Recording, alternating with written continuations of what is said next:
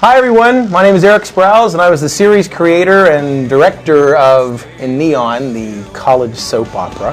And I'm Brianne Dalphonso and I play Jennifer Burns. And she did a very good job at it. And for the next hour, we're going to take you a little behind the scenes of episode 6 of the series and give you some little anecdotes and some things that happened and what we went through to make it. So let's get right into it. Episode 6. Yay. A lot of people couldn't believe we get out of the first one. I know. What do you mean you know? You didn't trust me?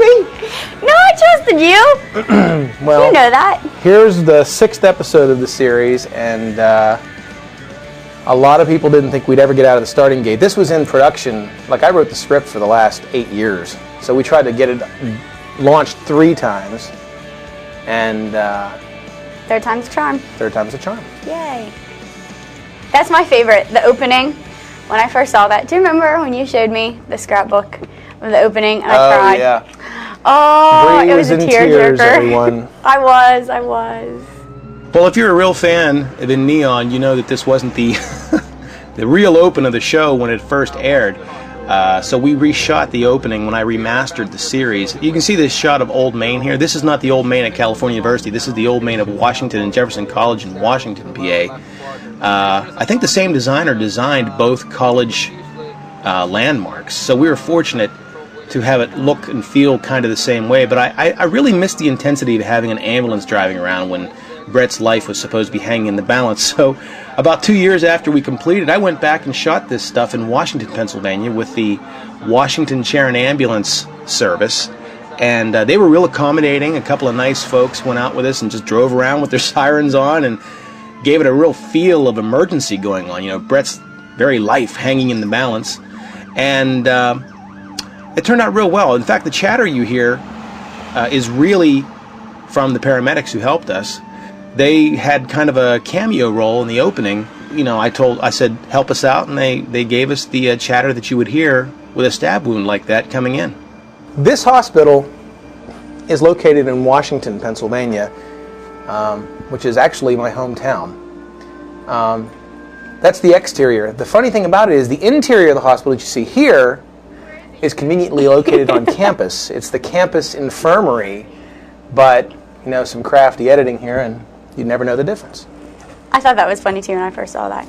You look pretty flustered here, Bree. Yeah, I know. Well, because that last scene, there was Laura and Cindy were not sitting there, so I had to like talk to myself. That's some other funny things about editing that's neat. They weren't even there at the time you shot that. I love when you come barreling through the doors. I love that. It's like, I'm out to find out. Nobody's going to tell me to stop. I want to find out what happened to my man. And you know what? Surprisingly, those doors are really heavy. That's because you're like really small. Watch it. You know, the one thing I wasn't happy with, I'm probably unhappy with about 5 things in the whole series. I was unhappy with my roots right there. They looked really bad. That's it. That's what I was unhappy about. I was. No, Okay. I was unhappy at the fact that they didn't have more things to play with in the infirmary. For instance, you know, he just got gutted. He should have like the tubes in his nose and the heart, I don't know the technical name of the heartbeat thing next to him, the scanner, and make it like a real serious situation. Yeah. But, you know, because it's a no-budget production, we just didn't have the money to do that kind of thing. But I don't think a lot of people caught on to that, though. You know what I mean? Like, it could be on the other side. You never really, you know what I mean? Yeah, I was just happy to have a hospital. Yeah. You know, I went to the Washington Hospital originally, and I said, can we shoot here? And they went through all this rigmarole. We got to fill out forms and tell them months in advance, and like, knowing the way we do things, we don't got time for that. No. I'll just go to the campus infirmary. And it worked out. I think it looks good. Yeah, I think it looked pretty decent from what we tried. You know, Brett's got the bandages on his face. You know, something bad's happened to him, and it's you know, the whole point of this is supposed to be it's a student production, and we're supposed to have some fun and make a TV show. It's not like we're going for an Emmy here, well, yet. And who knows? But you know, who knows? So that was the whole point, just to try and crank out something that would be fun. When I first put this together, I was a little sure about throwing this flashback in. But the one thing I noticed over continuing series that you watch on TV is if you can't come into it halfway through without knowing what's going on. Even if you have the previously on in Neon or previously last time on the show, if you come in now and you're late tuning in, I like things to be set up so I'm like, oh. Yep. Which is kind of sad. And I kind of like the montage. You're supposed to be thinking about all these good things, and you've taken so much for granted. Exactly. You know? And I like the way you did that too, because it's not, you know what I mean. It shows that, like, you know, even though I don't want it, Jen doesn't want to admit it. She really does care about him.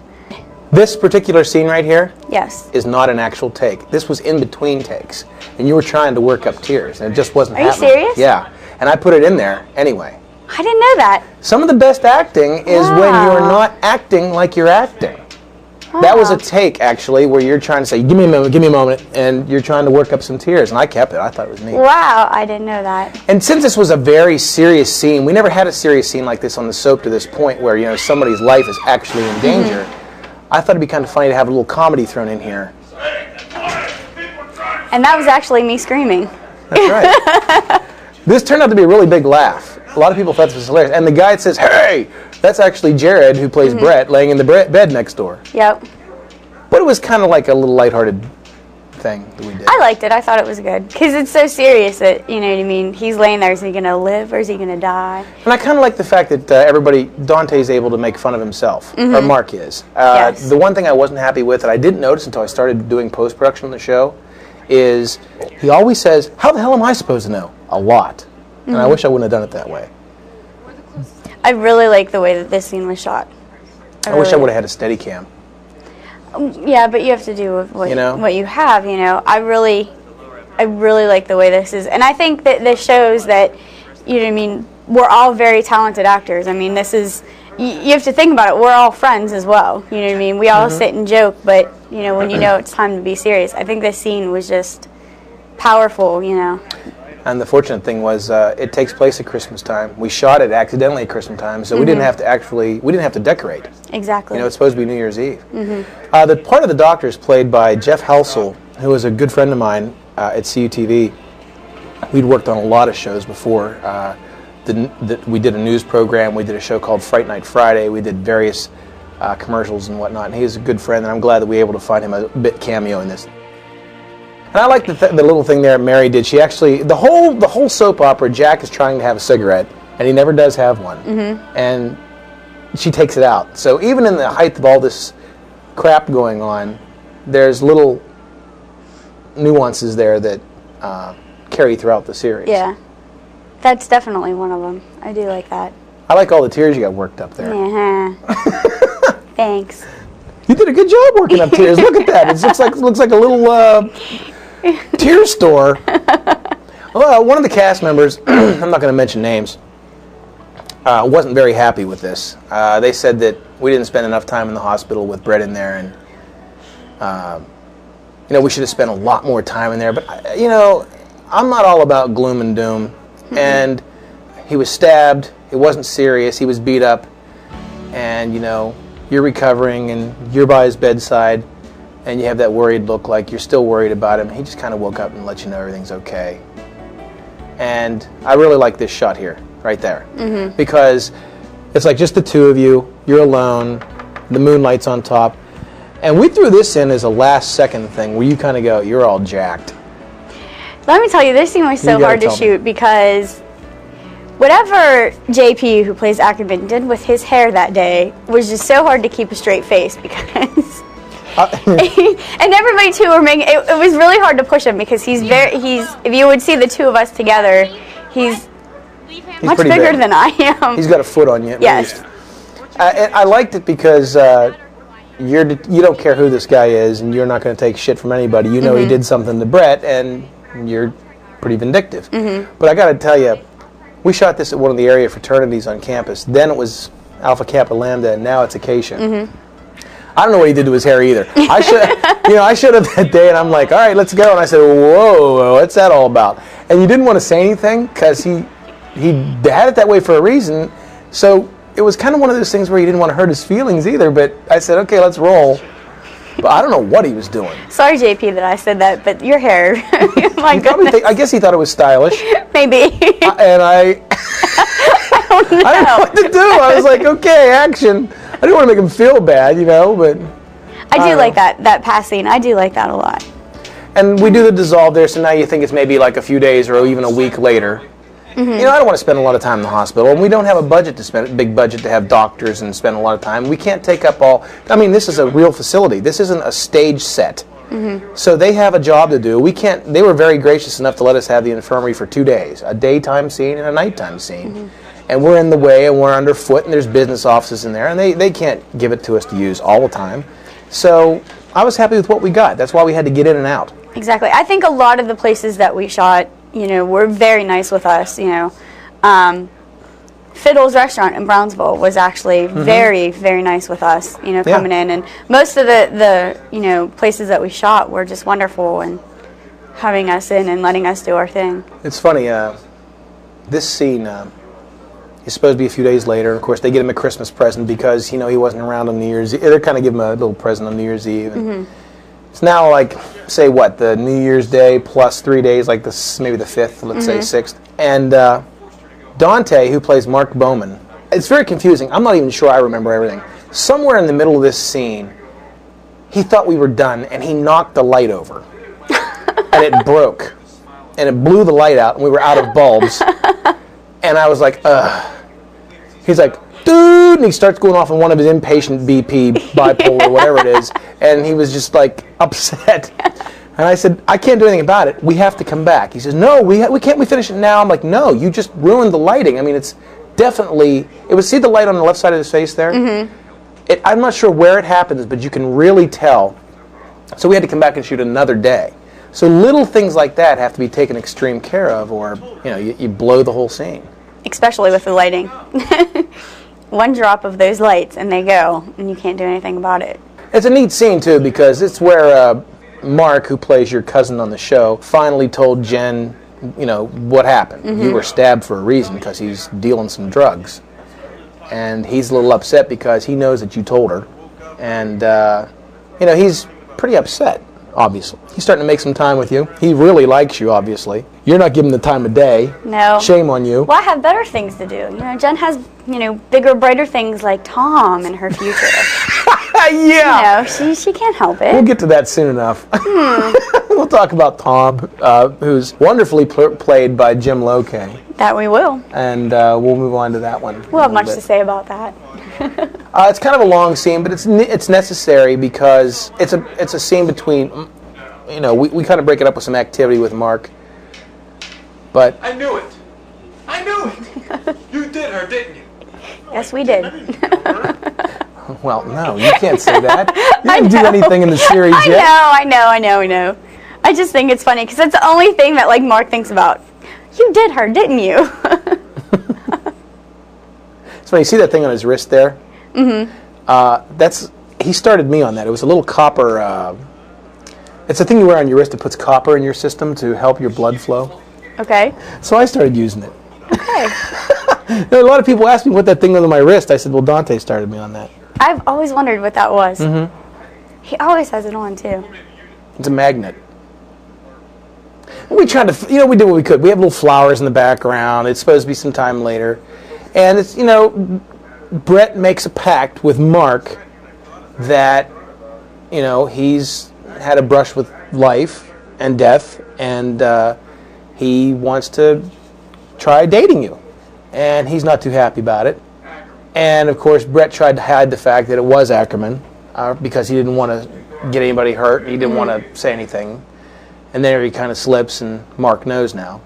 But I think this scene's important, too, because he states that he's done. He's going to quit what he's doing. You know what I mean? And it's all of, you know, well, we'll see it when we believe it.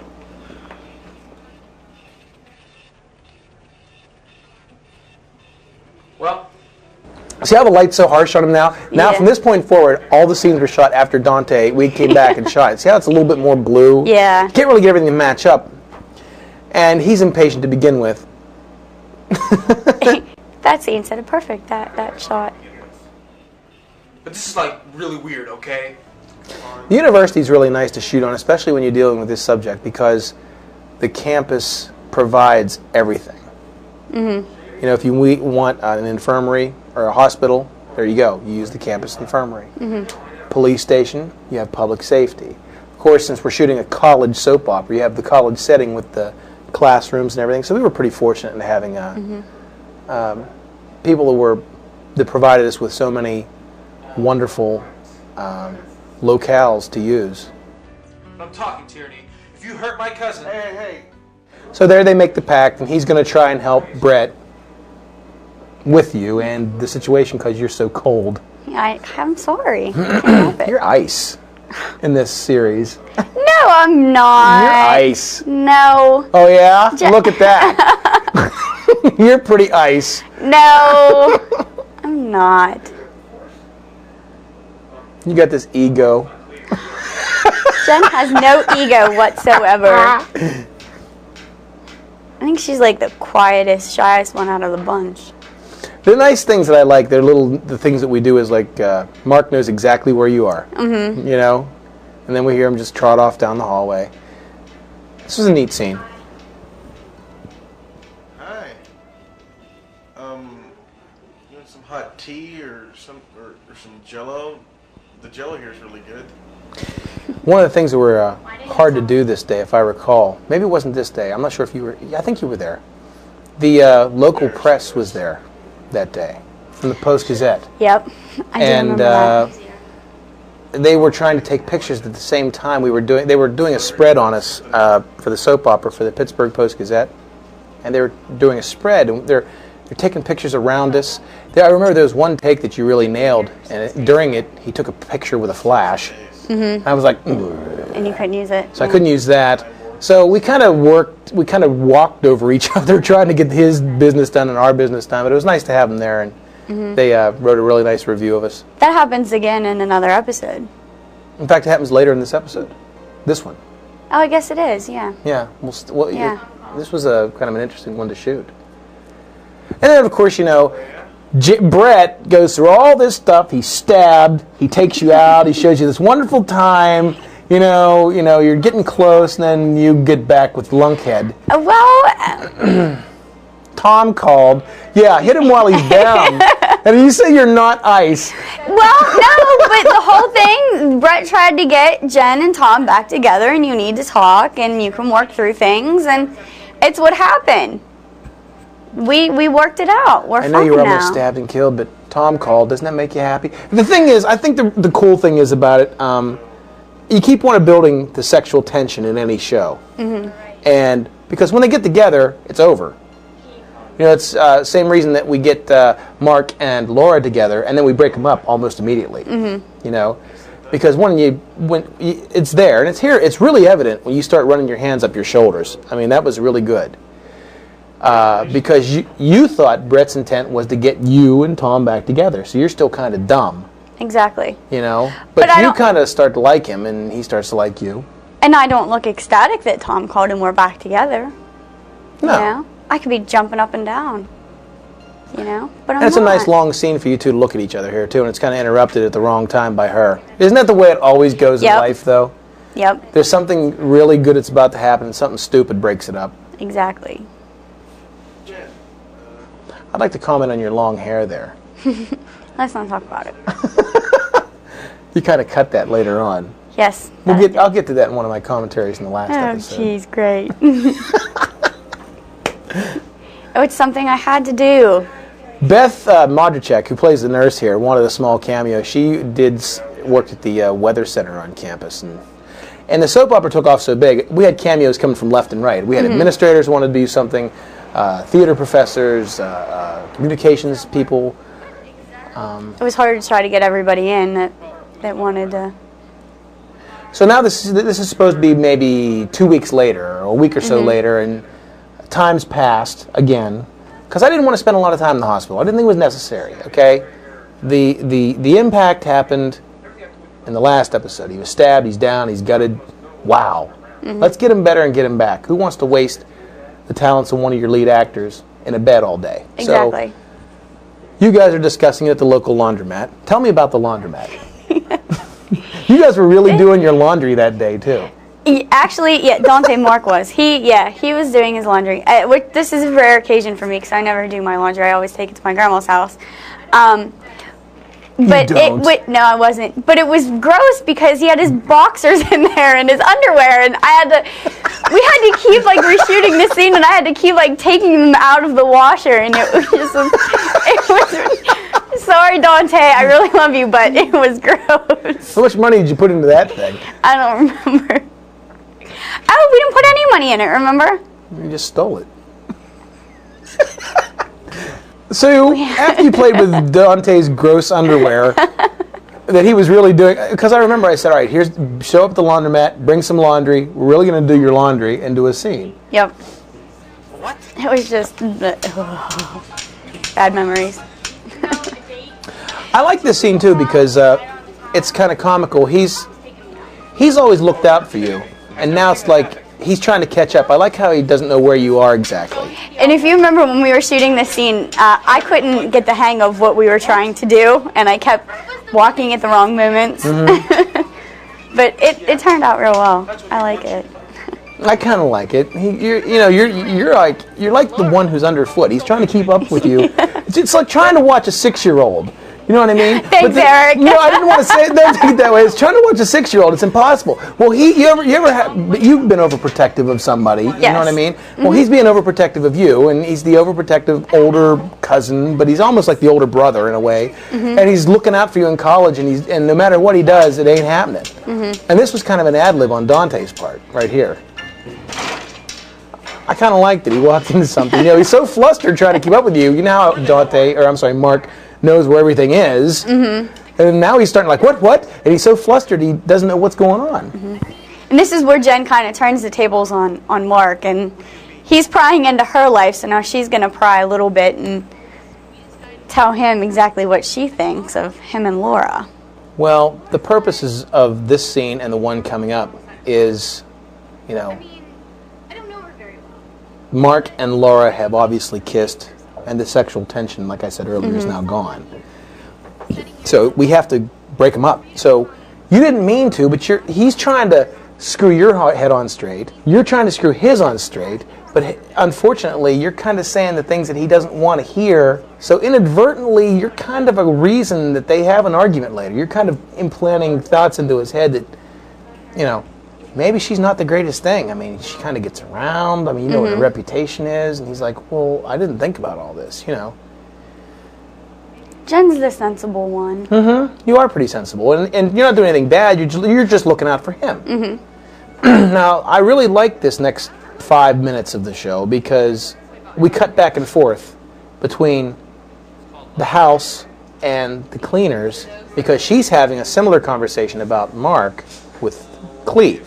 Mm-hmm. And he's kind of been planning some things in her head saying, well, are you sure you really want him kind of deal? He married my evil stepmother, didn't he? Now, the odd thing about this that I can tell you about, Grant, who plays Cleveland Grace, to this point in the series hasn't had really a lot to do. He's kind of like been almost a minor character, and his character expands a lot in the next few episodes. But he wasn't there when we shot this scene. This was another little secret. Like, we shot all his close-ups, and then when he left, I shot all of Laura's reactions because he was running late for something. I know what it was. He was shooting his own movie at the same time, so he couldn't be there. Oh, wow. And this scene, this last part I thought was kind of difficult to do because we finish each other's sentences, but it comes from another character at another point where Laura just finished my sentence, which you kind of trail off a little bit, and it's like, felt kind of awkward not to finish. Yeah, I kind of like it because the same conversation is going on in both places, so I like how you guys finish each other's sentences. Because here's a good example right here. Well, that's what people do. Did you like it?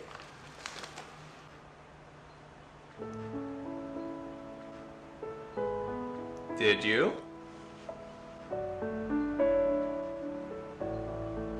Yeah.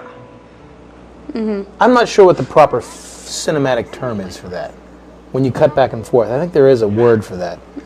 But I think it worked out fairly well. By the way, those chips have been laying around on the set since episode 1. Oh, yum. And I remember Grant, do I really have to eat these? I'm like, you got to look like you're hanging out. He's like, all right. So he took one for the team. He's eating these, let's see, 1, 2, 3, 4, 5, 6 episodes, an episode a month, 6-month-old chips.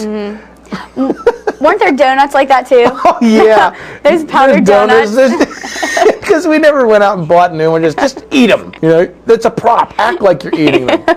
I told Grant, who plays Cleve, I said, he always looks like a little kid with his beaver hat on with that, hi, I'm going to the movies today, with his Mountain Dew hat on. But, that's true. What makes you think I'm here? you know the funny thing, too, is she's making all this food, right? And there's no stove. No one ever notices that. That's true. There's no stove. There's no real fridge. It's the house we shot that in was just a bare shell. And there really was... There's a kitchen, but there's not a kitchen. They didn't have a stove or a refrigerator or anything like that. And we got by. I don't think anyone even really notices that when she's getting cooking. Yeah, I never really thought about it. So now the seeds are planted in his head. You know, am I really doing the right thing? Nice going, Jen. Thanks. Can't help it, you know. And he's planted the seed in her head. Not so much that it's, you know, do you really want to date Mark? Because they're good friends. He kind of looked at her like, aren't you using him like you do everybody else? Because everybody knows she's kind of like the soap opera sleaze, but she's trying to get her life in gear. And you still haven't really learned what her big secret is either. You know, that goes on for episodes. And it's funny because I think everybody kind of has a secret on this episode, like in the show. You know, Jen's, well, of course by now everybody knows, you know, Jen's past and Laura has a past. And the funny thing about this is Mary, who plays Cindy, who answered the door, was always complaining that all she does in the soap opera is answer phones, answer doors, and yell, hey, blah, blah, somebody's here. And or she overhears conversations. That was another one, too. And I never really thought about it. And I was like, oh, quit your whining. And it wasn't until I put this episode together, I'm like, oh, my, she's right. So that's when we expanded her character considerably.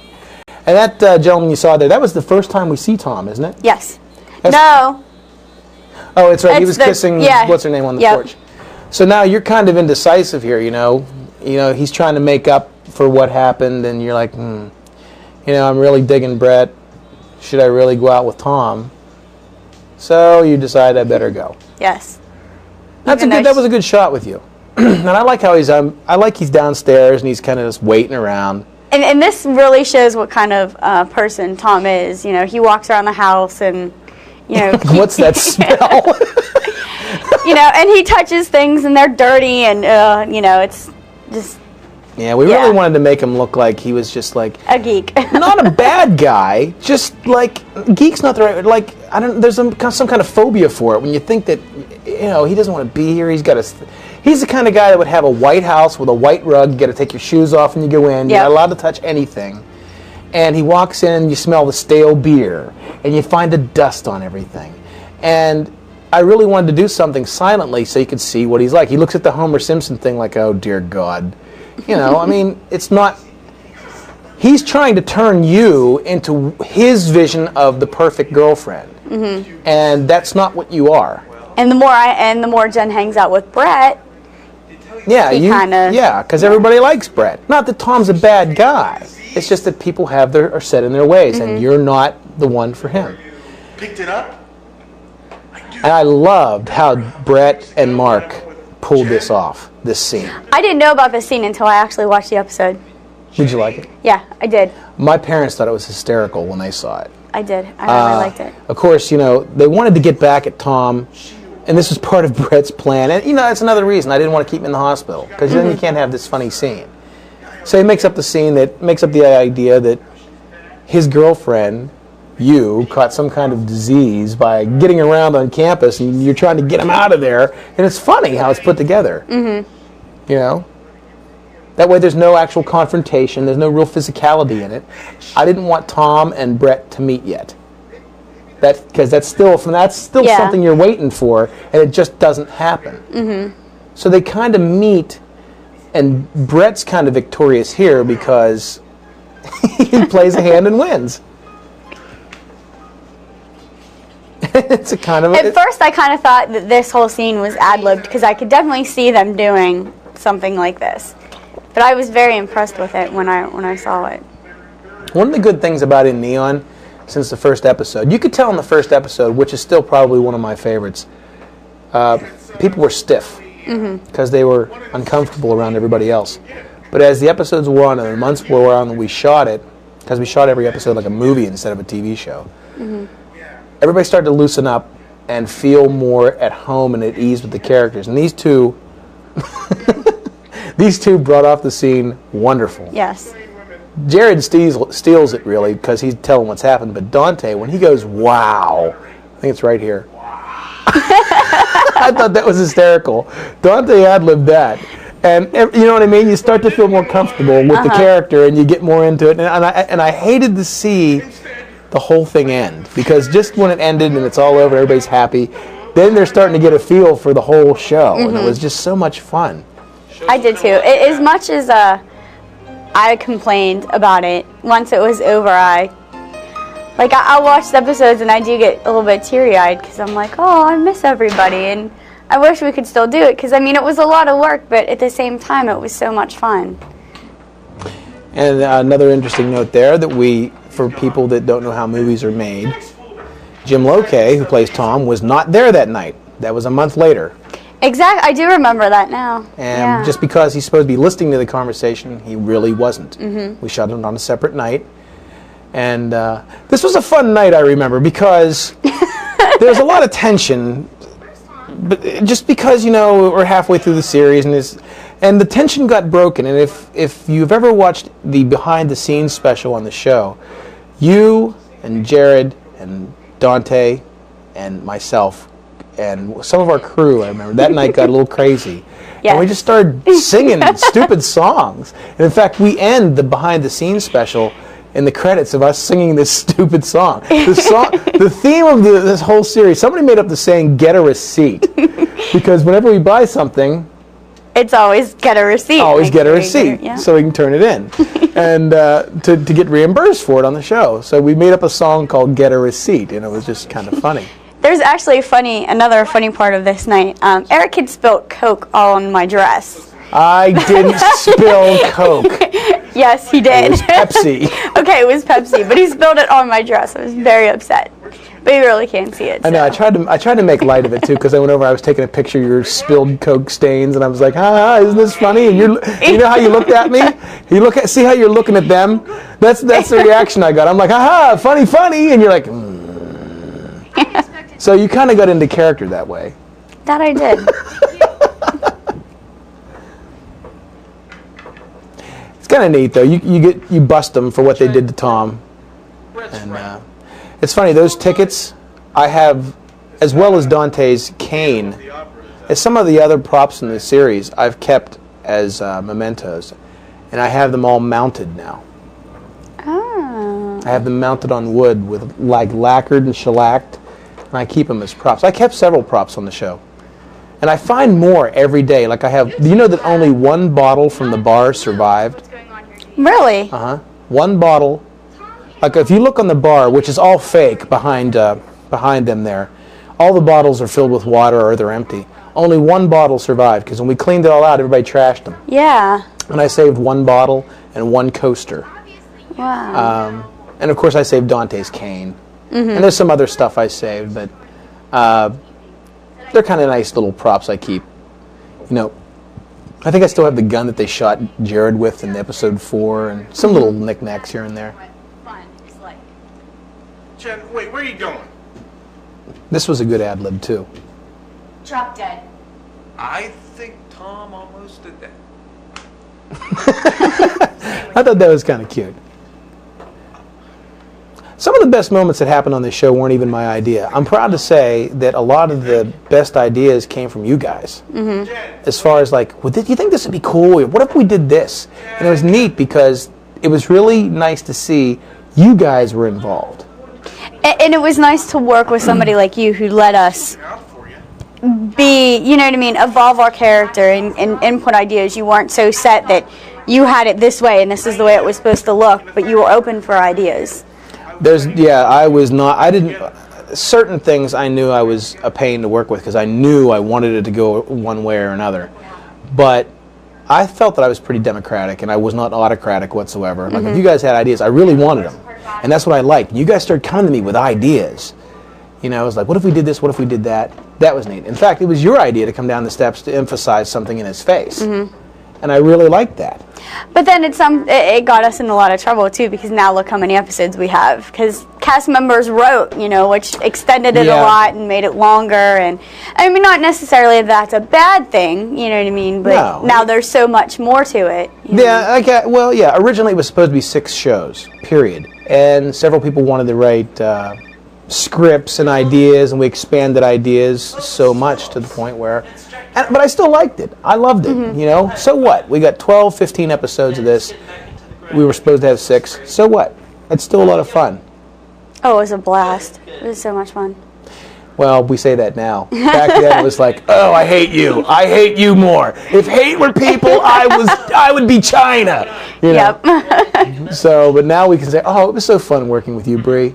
And I think too, like, it just reminded me, when he lays down on his bed, if you watch, basically all the beds have the same comforter, same pillows, because nobody really thought to bring blankets and things like that, you know, for our beds. And yeah, we're not kidding. When we shot this was an empty shell of a house. We had to bring all the beds in, all the desks, and it was totally voluntary. There was no paid crew. I know I've said this before, but she's right. We had to bring everything. The phone, you know, in addition to the cameras and the lighting. You know, look at that outside lighting. We had to light up a house, you know, for crying out loud. And that's, I think, a big part, too, that took a lot of time, you know, not just, you know, the acting part of it, but actually setting up for the scenes, you know, because then you have to move lighting, and then it doesn't look right, and you have to move it again, and, you know, with mics and things like that. You're a wizard. Well, the fortunate thing is when you're shooting a subject matter like this, you have the subject matter. You don't have to build the sets because they're right there. It's like you get up and bam, they're right down the block. So that's one of the nice things. So this is our own private lot, our own private back lot, really, that we used when we created scenes like this. Like if you wanted a library, we don't have to make one. You got one. Exactly. You know? And a lot of the time, like with the lighting and everything, that's we didn't have an actual technical crew. We had a couple people, but, you know, we shot this, you know, too during class, so sometimes they were in class or had other things to do, so. Sure?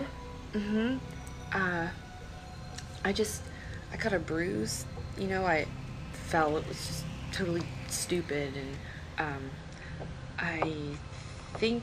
You know what else is interesting? This particular scene, when we shot this, if you see Dante's close-ups there, but you see how his face kind of comes in the shot there? We forgot to shoot the reverse angles of Dante. So all the scenes right there, but not here. See how he's in the shot? When we shot his actual close-ups, we shot it a week later because we realized we hadn't shot them. So we went back and forth there. Some of the other hidden little mysteries we did. There's a lot of them in here, you know, and like I've never, you can't really tell, you know what I mean? Not at all. That scene was important too because we hadn't touched upon what Laura's bruise was all about since the cliffhanger in episode 2, and this is what, the 6th episode now. And so Dante kind of tickles her a little bit. She's like, ah, you know. So we want to get that back into play. So it's kind of a mystery of what's going on. And even though Cleve tried to implant a couple of ideas in her head about Mark, I didn't feel that it was strong enough because Cleve and Mark are supposed to be good friends, and they are. But sometimes, you know, it's like the old adage, you hurt the ones you love, you say the wrong things at the wrong time kind of deal. So I needed some guy from Laura's past to come up and like, hey, how you doing? How about if we go back in the back room? You kind of deal. You know what I mean?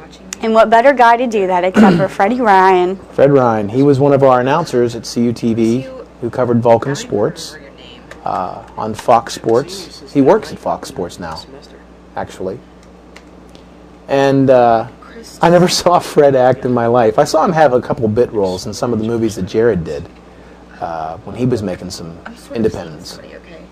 But and I never, when I saw this, I kind of had to laugh to myself because I never really could picture Fred playing a role like this. You know, which was it's the fun thing too because we're all friends with these people. You know, none of us are real professional actors. That's the fun part. So when you sit back and watch it, you start to laugh because you're like, my God, that's Freddie playing an ass. He's being a real jerk to her, you know. And you didn't think that you had Fred the Red is so lovable. You can't picture him being so rude, but he pulled it off pretty well. He did. He did a very good job. I thought this was a pretty good scene too. Very touching. He's retarded. He's blind. And I think it makes Laura stop and think, you know, is this really how people were looking at her? Did she want to be part of that? And, you know, he's supposed to be a dumb, you know, a real son of a bitch anyway. So he looks at her and says he's retarded because he's blind. Yeah. Which doesn't even make sense in real life, you know, but it just shows the mentality of what he can be like. And then he calls him Stevie Wonder and laughs in his face and walks out. And of course, you know, Mark playing the butt of a joke comes out, and now she feels a little uncomfortable. You know, her feelings are a little rattled here. You know, she's thinking, is this what I'm going to have to deal with? And it was nice shooting it in the library. There's a nice variety of shots. You know, she's at her computer, like bookcases and stuff. And I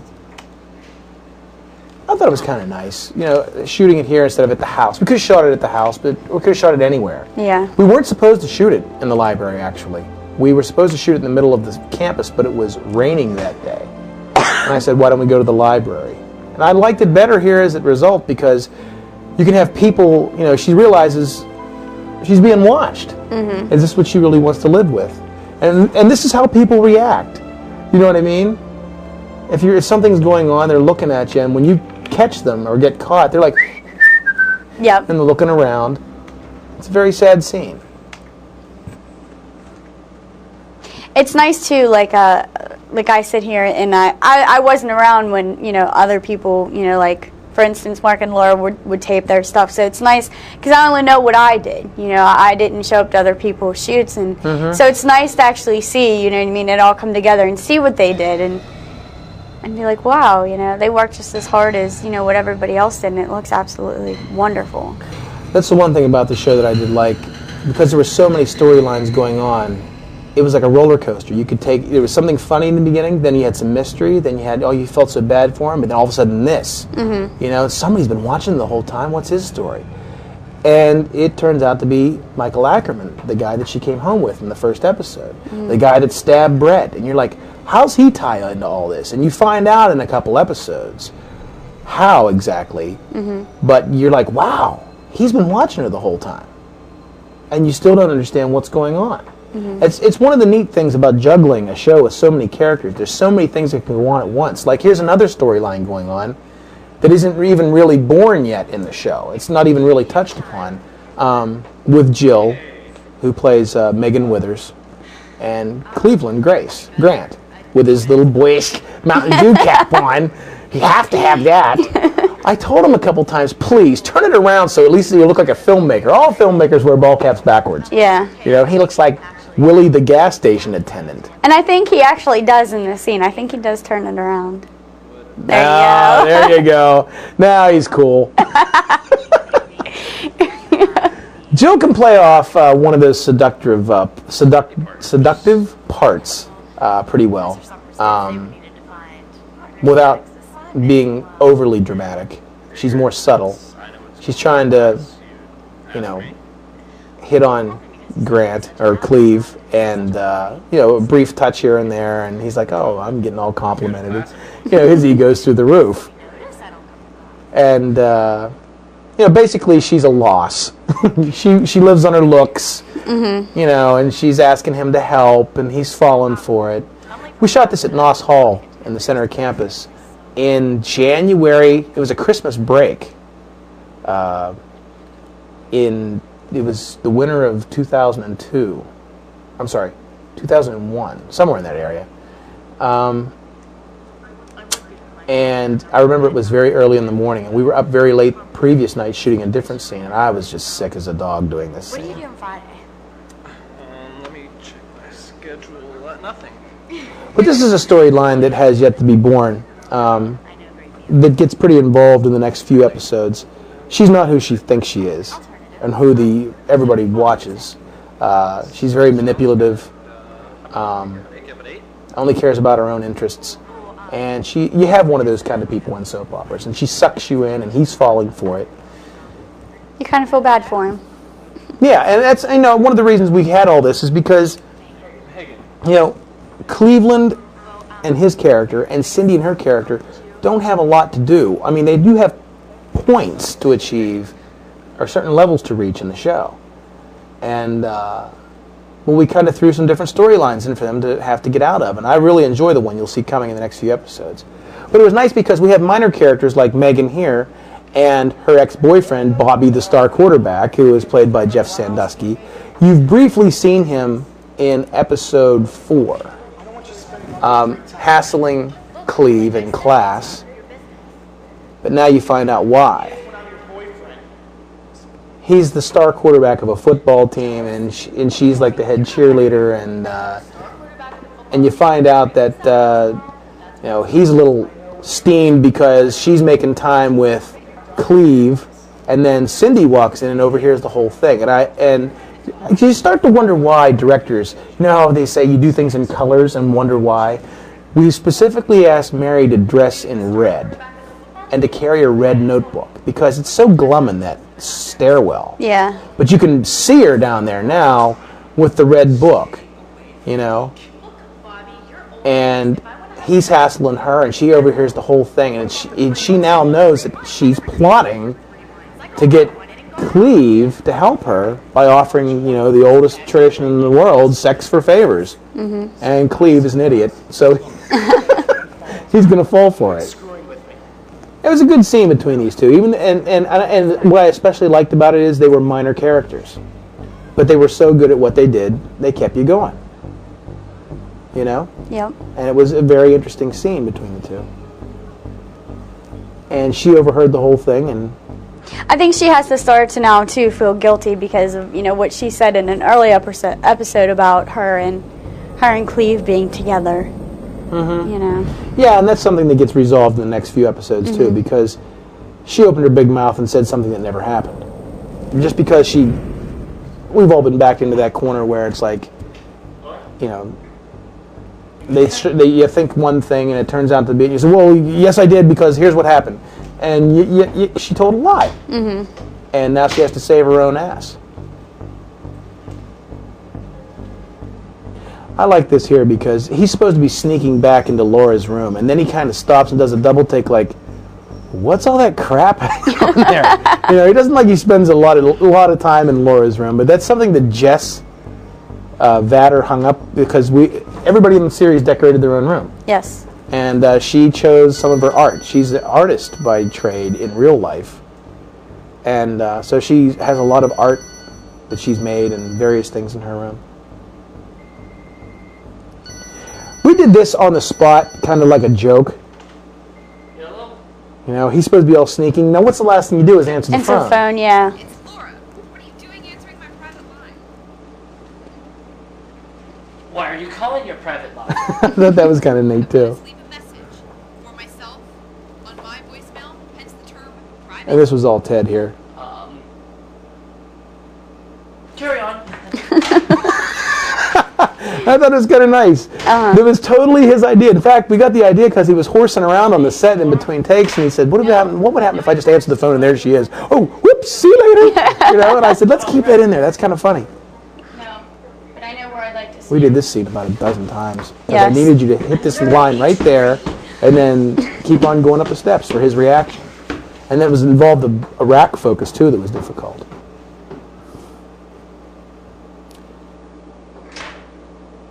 I like the end of this episode because we've ended every other episode with a cliffhanger. Every episode of In Neon ends with a cliffhanger. And I thought it was kind of nice to do one that didn't have one. To have a happy ending. Yeah. Because the last episode, of course, there's going to be you're going to wrap everything up. And there'll be some happy endings and there may not be some happy endings. But I really wanted to end one with a happy ending. This was not supposed to be here in this part, obviously, but since we started working out more and more stuff to do per show, I thought it was nice to end on this note. You have a nice reaction here, too. Oh, what would you think if you walked in and found what I found, your room covered with roses and flowers, and this is a very fun scene to do. This was the other scene that the reporters came in and we were trying to film and they were snapping the pictures, and so we had to work around them as well for this scene too.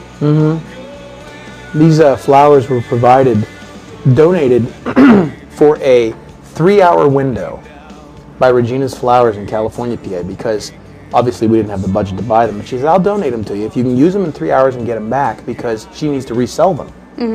And so we had to shoot all of this in 3 hours, just your reaction shots with the flowers. And you had some good reactions with it too. The reporters all over the room taking pictures, and you're surrounded by flowers. And of course, Brett apologizes for what he did by sending flowers. Do you remember the comment that Grant made to the reporter? Because Jared was shooting his movie the same day, and we were watching him out the window. And Grant was like, yeah, that boy down there shooting a movie too. Go bother him. That's right. One of the oddities about it was Jared, who plays Brett, was shooting his own independent movie, I guess you'd call it, outside down in the parking lot, down in the snow. You can see there's snow outside. And the reporter was in the way so much. He just got really annoying. One of the people on the set, Grant, who plays Cleve, said, go bother him. He's shooting the movie too.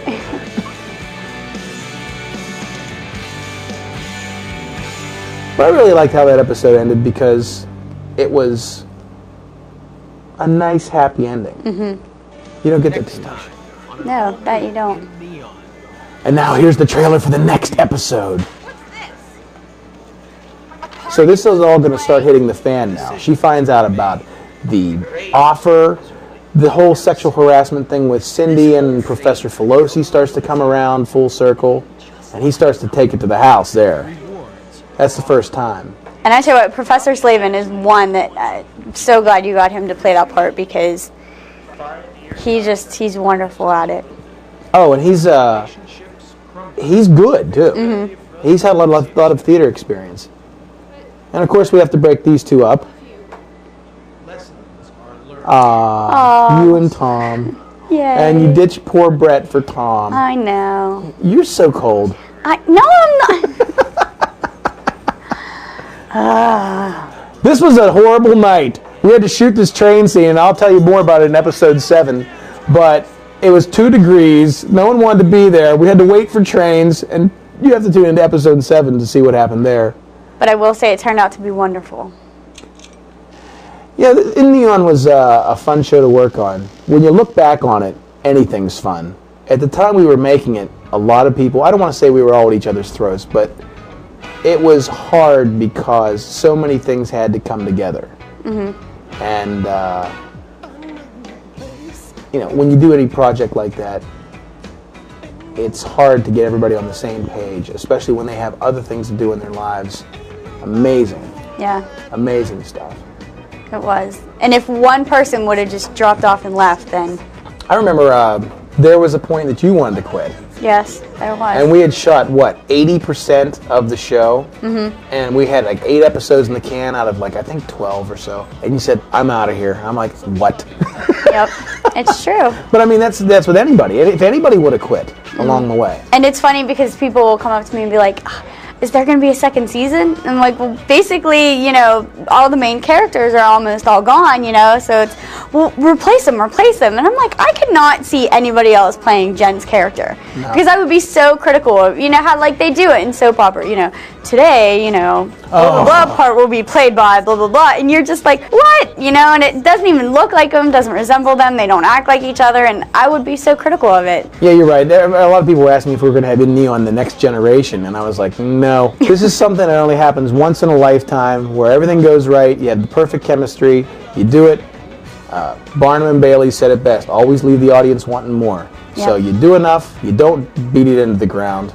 You do it, you have a good time doing it, you make it good, which I think we did, and you move on. We had a blast. Well, Bree, thanks for joining me today for this commentary. You did a wonderful job, and you were so nervous. I was. I've done 6 of these, so I'm a pro. Oh, this is my first one, So you did a great job. Thank you. Maybe we can get you back to do another one later. Okay. So take care. Thanks for everybody for watching. Say bye, Bree. Bye, Bree. See you in the next episode. Take care.